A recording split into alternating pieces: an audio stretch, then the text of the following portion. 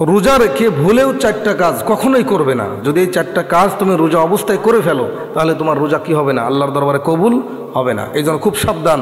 আমরা সারাদিন কষ্ট করব, এখন কষ্ট করার পরে যদি প্রতিদান না পাই, কষ্ট করার পরে যদি আমাদের রোজাগুলো না হয়, তাহলে এর মতো কষ্টের কারণ আর কি হতে পারে?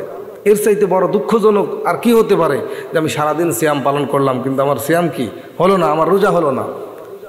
নবীজি বলেন রমজানের রোজা রাখা অবস্থায় এই 4টা কাজ যদি তুমি করে ফেলো তাহলে তোমার রোজা কি হবে না, কবুল হবে না। 1 নম্বরে রোজা রেখে হারাম কোনো কিছু খাওয়া যাবে না। আজকে আমাদের মধ্যে দেখা যাচ্ছে অনেক সময় কষ্ট করে ফেলি কিন্তু হারাম ইনকাম করি কিনা, হারাম হালাল ছেড়ে হারাম ইনকাম করে আবার ইফতারি খানা, ওই টাকা দিয়ে যদি ইফতারি করি তাহলে আমার রোজা কি হয়ে যাবে, নষ্ট হয়ে যাবে। এই জন্য হারাম কি করা যাবে না, খাওয়া যাবে না। হারাম খানার এমন একটি প্রভাব, নবীজি বলেন লা ইয়াদখুলুল জান্নাতা জাসাদুন গুযিয়া বিল হারাম, যেই ব্যক্তির দেহের মধ্যে হারাম প্রবেশ করলো ওই দেহটা কখনো জান্নাতে যাবে না। তাহলে হারাম খানার এমন একটা আসর যে আপনার হালাল ইবাদতকে কি করে ফেলে, নষ্ট করে ফেলে। এই জন্য রোজা অবস্থায় হালাল খানা খেতে হবে, হারামে যাওয়া যাবে না। 2 নম্বরে নবীজি বলেন রোজা রেখে কাউকে মনে কষ্ট দেওয়া যাবে না, কাউকে আঘাত করা যাবে না, কথার মাধ্যমে হোক কাজের মাধ্যমে হোক। রোজা রেখে আমি কাউকে আঘাত দিব না, কাউকে কষ্ট দিব না। কেননা নবীজি বলেন যে কোনো ব্যক্তিকে কষ্ট দেওয়া, আঘাত দিয়ে জমিনে আছাড় দিয়ে ফেলাই দেওয়া, এটা বীর পুরুষ না।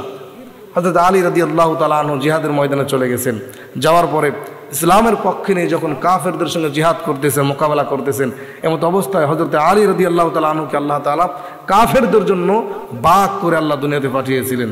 হযরত আলী রাদিয়াল্লাহু তাআলা আনহুকে শেরে খোদা বলা হতো। উনি জিহাদের ময়দানে যাওয়ার পরে কাউকে আঘাত করা যে বীর পুরুষ না, প্রকৃত বীর পুরুষ হলো মাফ করে দেওয়া। আপনি রোজা রেখে কি করবেন না, কারোর সঙ্গে বাজে কথাও বলবেন না, কেউ বাজে কথা বললে পাল্টা জবাবও দিবেন না, এবং কাউকে আঘাত করা যাবে না। তো হযরত আলী রাদিয়াল্লাহু আনহু জিহাদের ময়দানে যাওয়ার পরে একজন কাফেরকে আঘাত করে যখন নিচে ফেলায় দিয়েছে, এমত অবস্থায় ওই কাফের হযরত আলীর মুখে থুতু নিক্ষেপ করছে, নাউযুবিল্লাহ। থুতু নিক্ষেপ করার পরে হযরত আলী তাকে মাফ করে দিয়েছে। কি করে দিয়েছে? মাফ করে দিয়েছে, তাকে ছেড়ে দিয়েছে, তাকে আর আঘাত করে নাই। বন্ধুগণ আমার ভাইয়েরা, ওই বেদুইন কাফির হযরত আলী রাদিয়াল্লাহু তাআলা আনহুকে ডাক দিয়ে বলেন, ও শেরে খোদা আলী, তুমি তো ইসলামের জন্য, রাসূলের জন্য, কোরআনের জন্য সব থেকে কাফেরদের উপরে সব থেকে বড় ক্ষিপ্ত।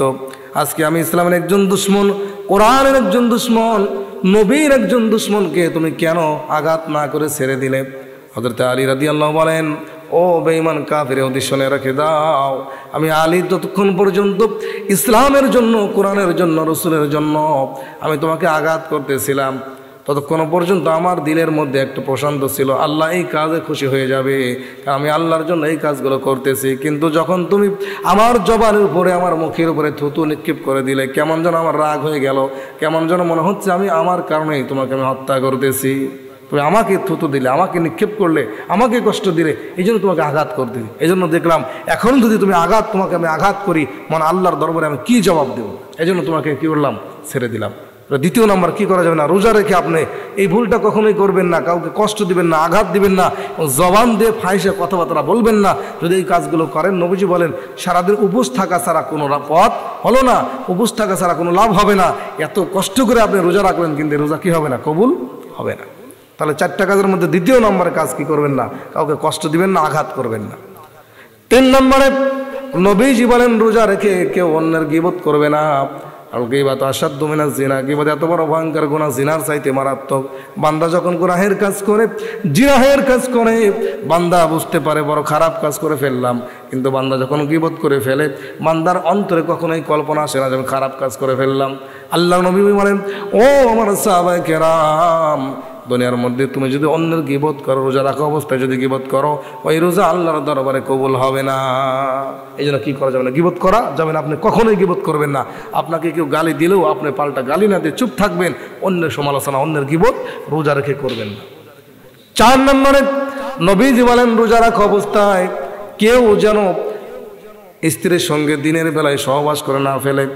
স্ত্রীর সঙ্গে দিনের বেলায় সহবাস করা যাবে না রোজা রাখা অবস্থায়। সাহাবায়ে কিরামের মধ্যে হযরত আব্দুল্লাহ ইবনে কাব রাদিয়াল্লাহু তাআলা আনহুর একবার রাসূলের কাছে এসে বলতেছে, ইয়া রাসূলুল্লাহ, আমার অমুক ভাই, অমুক সাহাবী দিনের বেলায় স্ত্রীর সঙ্গে রোজা রাখা অবস্থায় সহবাস করে ফেলছে। নবীজি বললেন, প্রথমে একটু রাগান্বিত হয়ে গেলেন, এরপরে বললেন এই ভুলটা তুমি কেন করলে, যাও তাকে কাজা কাফারা আদায় করতে বলো। চিন্তা করেন, রমজানের রোজা এত বড় ইবাদত, এই ইবাদত করার পরে যদি ভুলটা কেউ করে ফেলে তাহলে রোজা কি হয়ে যাবে? নষ্ট হয়ে যাবে। নবীজি বলেন কাজা কাফারা আদায় করার হুকুম দেওয়ার পরে নবীজি বললেন কাফারা আদায় করতে হবে এবং কাজাও করতে হবে। তবে জেনে রাখো, রমজান যাওয়ার পরে যদি সারা বছর এই রোজার পরিবর্তে রোজা রাখো, এই একটা রোজার সমান হবে না। আমার ভাইরা, এজন্য আল্লাহ নবী বলেন মান আফতারা ইয়াওমান মিন রমাদান মিন গায়রি রুখসাতিন ওয়ালা মারাদিন লাম ইয়াকজানহু সাওমুদ দাহরি কুল্লিহি ওয়া ইন সাওমাহু।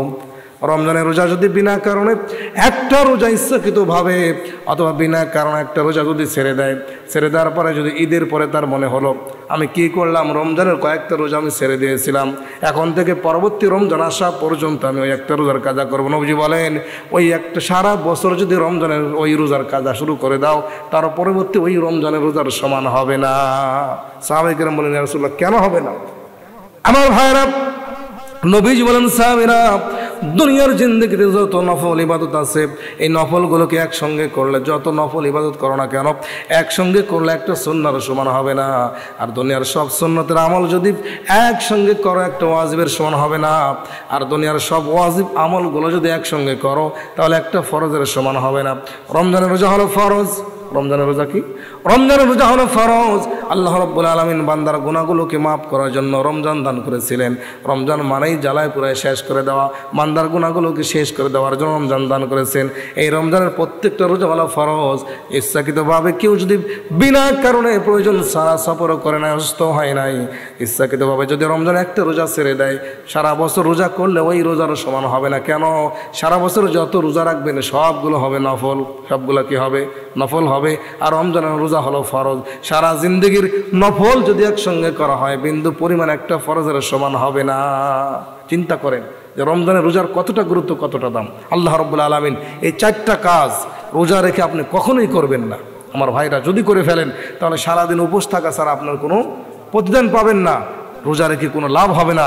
এই রোজার কোনো প্রতিদানের সব আপনাকে আল্লাহ দিবে না। এই জন্য এই চারটা কাজ থেকে অবশ্যই আল্লাহ তাআলা যেন আমাদের বিরত রাখেন। আমরা অবশ্যই বিরত থাকবো, তাহলে রোজাগুলো আল্লাহর দরবারে কি হবে? কবুল হবে। আল্লাহ তাআলা আমাদের সকলকে তৌফিক দান করুন।